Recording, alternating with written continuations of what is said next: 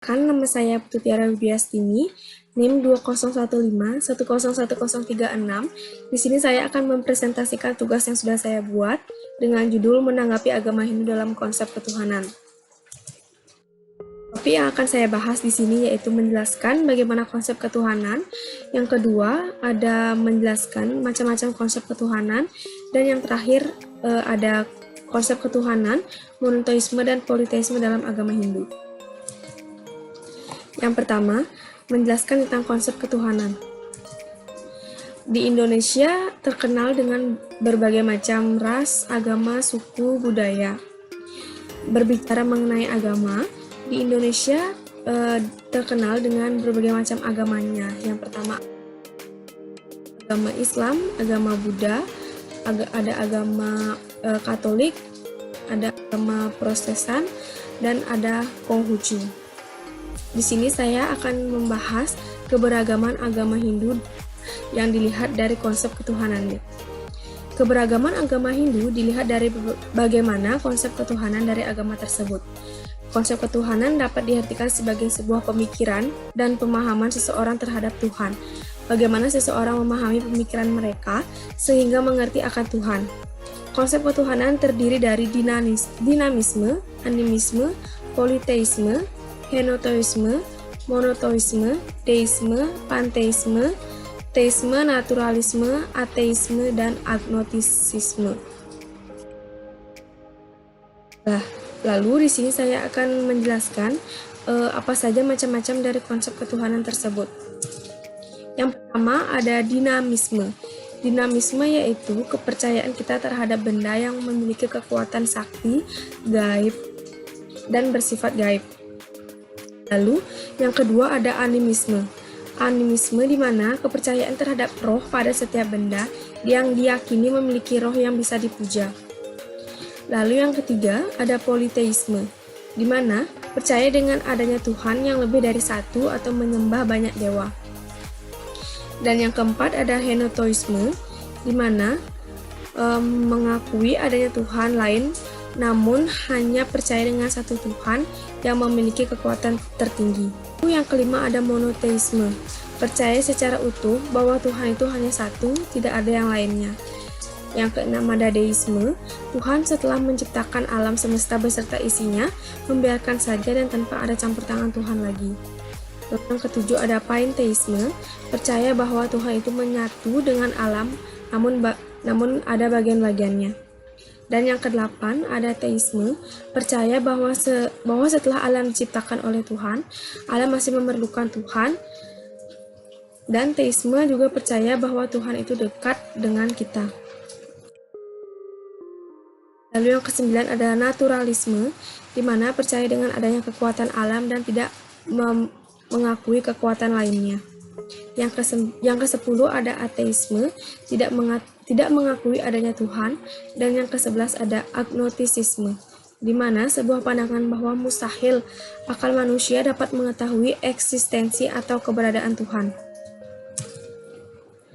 Lalu kita akan membahas konsep ketuhanan, monoteisme, dan politeisme dalam agama Hindu. Konsep ketuhanan monoteisme berarti percaya secara utuh bahwa Tuhan itu hanya satu, tidak ada yang kedua atau yang lainnya. Maksud dari pernyataan tersebut yaitu hanya satu Tuhan yang bisa disebut sebagai Ida Sang Yang Widiwasa dan tidak ada yang lainnya. Seperti yang tertera pada sloka Chandogya Upanishad yang berbunyi Ekam Evan Adityam Brahman, yang artinya Tuhan itu hanya satu, tidak ada yang lainnya. Lain halnya dengan konsep ketuhanan politeisme. Konsep politeisme merupakan percaya dengan adanya Tuhan yang lebih dari satu atau menyembah banyak dewa. Maksudnya bukan hanya satu dewa atau dewi yang disembah, melainkan banyak dewa dengan sebutan nama yang berbeda-beda. Dengan kedua konsep ini kita bisa simpulkan bahwa Tuhan itu hanya satu, namun disebut dengan banyak nama. Maksudnya kita bisa lihat dari konsep Trimurti, di mana Trimurti terdiri dari tiga, yaitu Dewa Brahma, Dewa Wisnu, dan Dewa Siwa. Di mana Trimurti tersebut, dewa-dewa Trimurti tersebut memiliki tujuan dan tempat penyembahannya yang berbeda-beda. Dewa Brahma untuk mencipta, Dewa Wisnu untuk memelihara, dan Dewa Siwa untuk melebur. Di mana tempat-tempat pemujaan dewa-dewa tersebut berbeda, yang disebut sebagai Kahyangan 3, yaitu terdiri dari Pura Desa, Pura Puseh, dan Pura Dalam. Jadi, dengan kedua konsep ini kita bisa simpulkan bahwa Tuhan itu hanya satu, namun disebut dengan banyak nama, seperti yang sudah saya jelaskan tadi dengan konsep Trimurti tersebut. Umat beragama Hindu hanya menyembah satu Tuhan, yaitu Ida Sang Hyang Widiwasa, namun diwujudkan dengan berbagai dewa maupun dewi. Sebenarnya tidak ada masalah dengan konsep monoteisme dan politeisme tersebut. Tetapi hal ini juga dijadikan sebagai perbincangan bahwa konsep apa yang sebenarnya mendasari umat beragama Hindu tidak menjadi masalah jika konsep tersebut dijadikan sebagai bahan perbincangan. Namun semuanya memiliki hubungan yang erat satu sama lain.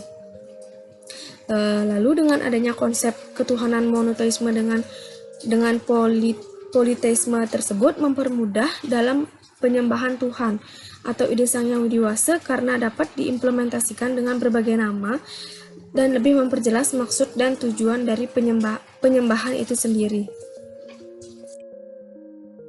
Walaupun dengan berbagai cara penyembahannya yang berbeda-beda, tetapi semua itu memiliki tujuan yang sama, yaitu menyembah Tuhan dan fokus pada satu titik, yaitu Ida Sang Hyang Widiwasa.